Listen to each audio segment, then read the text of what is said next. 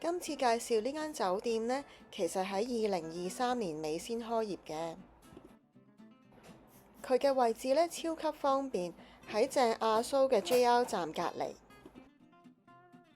呢間酒店呢，其實都係晏晝3點鐘開始呢就可以 check in 㗎啦。不過因為我哋要食埋晚餐先嚟啦，咁所以就晏咗啲。呢度呢係冇餐廳嘅，不過呢，佢就有一個好大嘅公共空間，好靚。跟住咧呢邊咧就可以都係食嘢嘅。後面呢一個咖啡吧咧都係自助嘅 ，anytime 可以自己落嚟沖咖啡。咁佢熱茶都有啊，咁呢啲餐具都有喎，可以落嚟。咖啡機好多嘢揀添啊，聽朝可以嚟沖。微波爐、焗爐嗰啲，呢個冰機都有。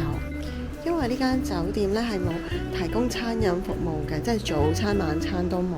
咁但係調翻轉就可以自己出片帶啲嘢落嚟食啦。今次咧我哋住喺3樓啊，一齊去睇一間房先。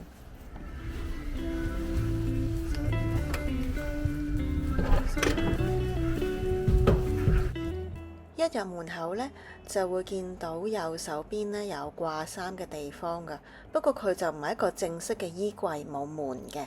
下面仲有少少位呢可以掛嘢同放鞋嘅，隔離呢，就係一個放行李嘅架。呢間呢係標準嘅雙床房，大概200幾尺。個設計都幾特別㗎，個洗手盆呢係放出邊嘅，跟呢邊呢仲有個全身鏡。我哋呢入去個廁所睇下先。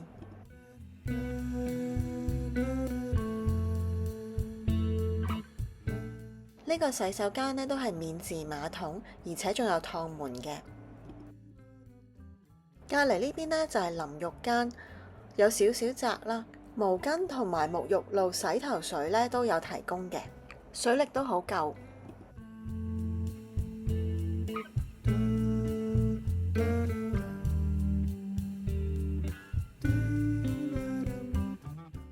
間房呢都有免費 WiFi。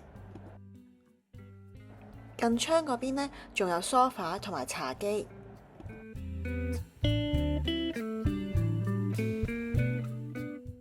熱水壺啦、杯同埋水同埋啲茶包啊、咖啡粉呢度都有提供。打開下面個櫃門呢，就會見到個保險箱同埋雪櫃。不過唔知點解酒店個雪櫃呢硬係唔夠凍咁。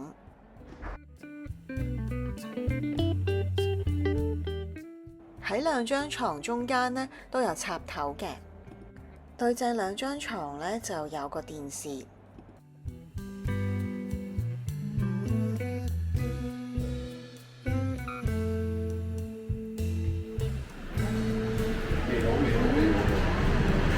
呢度有 Con Laundry， 呢度呢就有賣嘢食嘅地方。如果唔想出去便利店呢，喺呢度都有酒賣嘅。同埋有啲好似手信咁樣咯，呢度有講過價錢㗎，好似都唔係話特別貴。咁我哋而家出邊睇下，呢度嘅停車場都好大，所以就算晏咗嚟呢，都唔驚冇位泊。佢門口呢都已經有泊車位。喺酒店行返出大路呢，有間 Lawson 嘅。酒店就冇溫泉嘅，不過如果想浸嘅話呢，會有啲就咁入去浸嘅。頭先落去樓下斟咖啡嗰度呢，好多人坐喺度食早餐啊，我就自己斟杯咖啡上嚟。瞓覺嘅時候呢，原來可以拉翻埋呢個趟門，係廁所嗰個趟門。咁呢，咁樣，咁其實佢係可以拉實晒。完全阻隔到嘅，咁你朝頭早嘅時候咧，我開翻，咁就 OK 啦。呢度就係我哋間房咧，對住嗰個方向，好靚噶嗰度。不過因為太矮嘅3樓，所以就望到停車場，但係咧可以望到出邊嘅山景。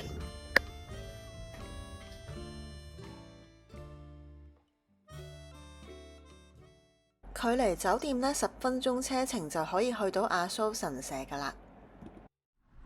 今朝呢，我哋嚟到亞蘇神社呢度啊，咁泊車呢就頭半個鐘唔使錢嘅，咁之後每個鐘呢就係100 yen。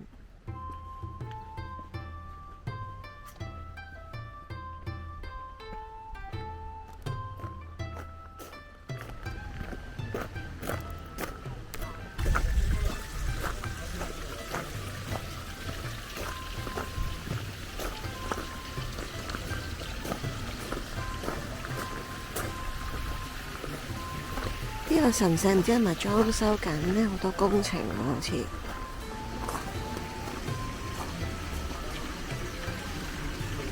呢度 show 咗嚟緊有咩祭典。